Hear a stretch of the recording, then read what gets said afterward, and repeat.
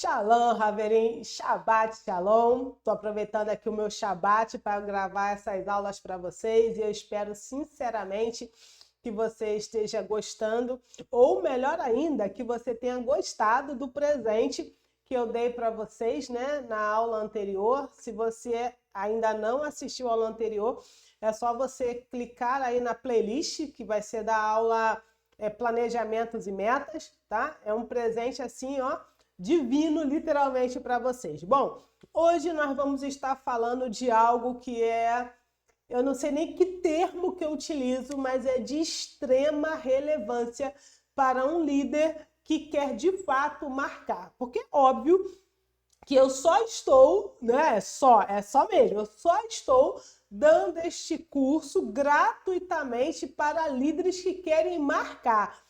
É simples assim. Se você não quer marcar a sua geração, se você não quer marcar a história, por favor, pare agora de assistir essa e não assista as aulas anteriores, porque de fato esse conteúdo não é para você. Mas, sem mais delongas, hoje nós vamos estar falando sobre riscos. Diz para mim, você é daquelas pessoas que gosta ou sabe correr riscos? Bem, nesse nosso encontro de hoje, nessa aula de hoje, eu quero dizer para vocês o seguinte: um líder que não corre riscos, ele não chega a lugar algum. Mas é óbvio, tá? Eu tô falando mais para mim do que para vocês, porque assim, eu sou uma daquelas pessoas que gosta de correr riscos. Eu já tentei ser atleta, eu falo dessa forma, eu já tentei ser atleta, então a adrenalina é algo que realmente me estimula. Mas quando a gente fala de correr riscos, a gente está falando de correr riscos calculados, tá? Ou calculáveis. Mas sim, terão situações que o sagrado vai nos levar a correr alguns riscos que não estão no nosso planejamento, não estão sendo calculados, que a gente nem sabe, de certa forma, que fim vai levar, a não ser a nossa emuná, a nossa confiança nele. Então, assim, quando a gente para observar, e a gente está falando de quem, né? Ou melhor, a gente tem 3 parâmetros aqui, começamos com 3 parâmetros, que é Cristo, Buda e Gandhi. Então, a pergunta inicial na introdução é: o que eles tinham em comum? Eles faziam discípulos. Então, se a gente pega essas 3 figuras proeminentes na questão da espiritualidade, mas também, se a gente pegar qualquer outra pessoa, a gente pode pensar em Steve Jobs, Tom Robbins, entre outros aí, que realmente marcaram a sua geração e estão principalmente deixando um legado. E nós falaremos de legado mais à frente. Então vamos lá. O que eu posso dizer, tá? O que eu posso dizer não? O que eu posso atestar que todas as pessoas que fizeram algo a mais, independente se elas estão ou não estão, quando eu digo na mídia, eu não estou falando de internet, de televisão, quando eu digo assim, nos holofotes, tá? O que essas pessoas, dentre milhares de outras coisas, tirando o discipulado, o que elas têm em comum? Elas correram riscos. O que é correr riscos? Nesse caso aqui muito específico, para você, olha, ouve isso e você pode até parar de ouvir, porque a gente finaliza com essa frase. Para você fazer algo que vai marcar uma geração, você precisa fazer algo que ninguém fez. E aqui você vai precisar correr muitos riscos. De que riscos eu estou falando? Por exemplo, para fazer algo que ninguém fez, você, obviamente, não sabe o resultado. Obviamente, você não vai ter apoio. Obviamente, você não vai ter tapinha nas suas costas. E, obviamente, você vai ter que confiar única e exclusivamente. Eu não digo nem no eterno, que sim, é no eterno, mas você vai precisar confiar única e exclusivamente na direção que ele está te dando. Então, assim, se você quer fazer algo a mais, se você quer fazer algo além, você precisa fazer o que o sagrado está dizendo para você fazer.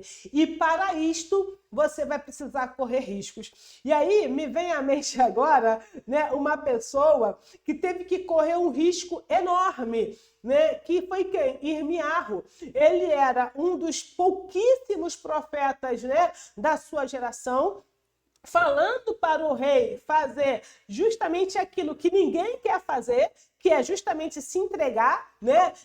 Levantar a bandeirinha lá da derrota. Ele precisava se entregar para o rei opositor. Para quê? Para que então não somente ele, a vida dele ficasse intacta, né? A vida do rei, como também todo o povo pudesse viver segundo aquilo que o sagrado falou para aquele momento da história.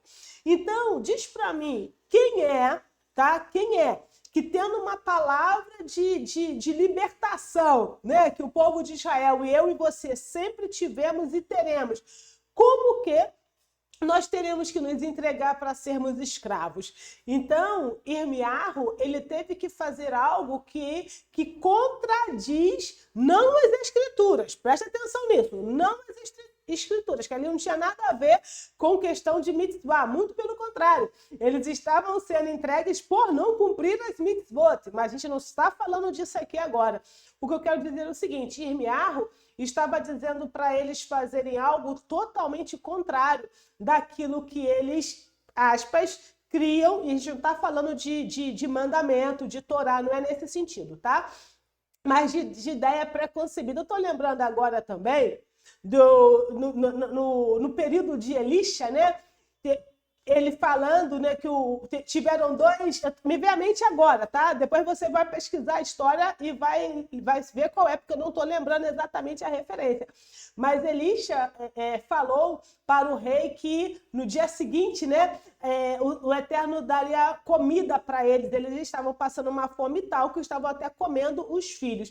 E ele disse que era impossível aquilo acontecer. E Elisha falou, olha, você vai ver, mas não vai comer. E no dia seguinte, 2 leprosos entram no arraial adversário, veem que estava todo mundo ali, tinha ido embora e estava cheio de comida e chamou o povo e fez o que o sagrado falou. Então, assim, e aconteceu o que o sagrado falou. Então, para que você seja um líder que vai marcar a sua geração, você precisa ter em mente isso, que o sagrado poderá te dar algumas orientações, algumas orientações, e com isso você vai precisar fazer o que ele diz para você fazer e que vai ser contrário do que a maioria está fazendo. E deixa eu dizer uma coisa para vocês, tá? A voz do povo não é a voz do Senhor, tá? A voz do povo não é a voz do sagrado.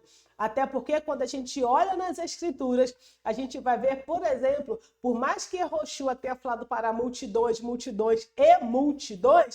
quantos discípulos ele tinha, quantos talmidim ele tinha 12. E desses 12, ele tinha 3, que era mais próximo a ele. Então, cuidado, porque as multidões podem te cegar.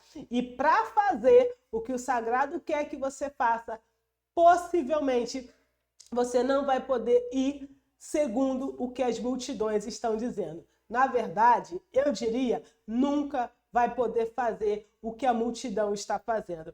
Bom, eu acho que eu não falei meu nome é Radassa, se é a primeira vez que você está aqui, então se você gostou desse vídeo, curta o vídeo, compartilha com seus amigos, porque você vai ajudar muito esse canal crescer, e, obviamente, outras pessoas terem esse conteúdo. Mas não acabou. Eu tenho um recadinho aqui muito especial para você ainda. Olha só, me diz uma coisa. Você já parou para pensar como seria mergulhar na raiz da fé sem filtros religiosos e sem tradições humanas misturadas? É exatamente isso que acontece no Adam Beit Midrash. Lá, nós não estamos falando de teoria, estamos falando de estudo profundo da Torá. Todos os escritos dos Talmidim e da sabedoria dos sábios de Israel. Tudo com aplicação prática para a sua vida e para a sua liderança.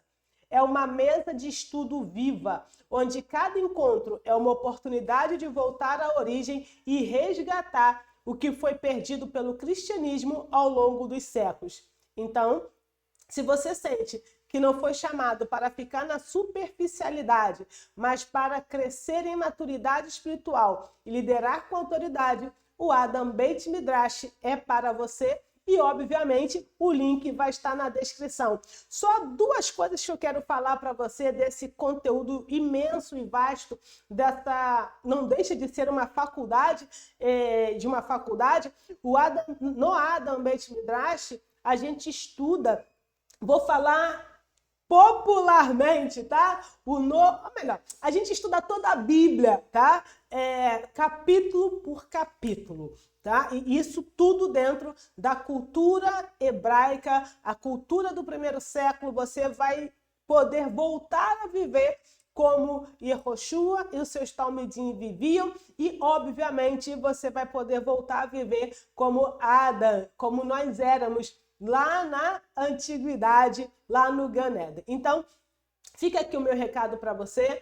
Vai estar o link na descrição para que você possa participar desse curso, tá? Que é de fato uma faculdade, é um Beit Midrash, é uma casa de estudo, é algo muito mais profundo do que eu consigo dimensionar para vocês. Então, shalom, shalom e até o próximo encontro.